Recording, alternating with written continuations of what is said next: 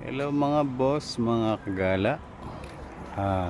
Ngayon ay nandito tayo sa Tagbilaran City. At may isa lang akong lugar na papasyalan dito. Siyempre di pa natin nararating, first time natin dito. Yung Blood Compact Shrine. Tara, tingnan natin.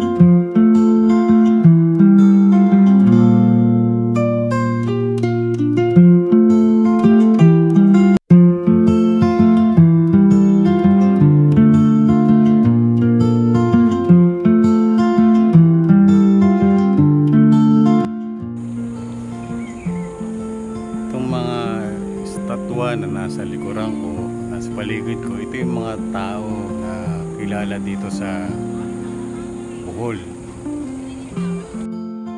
Isa na dito si Carlos P. Garcia, na naging presidente natin na taga rito sa Bohol. Hindi ako nagkakamali, siya ay pang-apat sa naging presidente ng ating Pilipinas.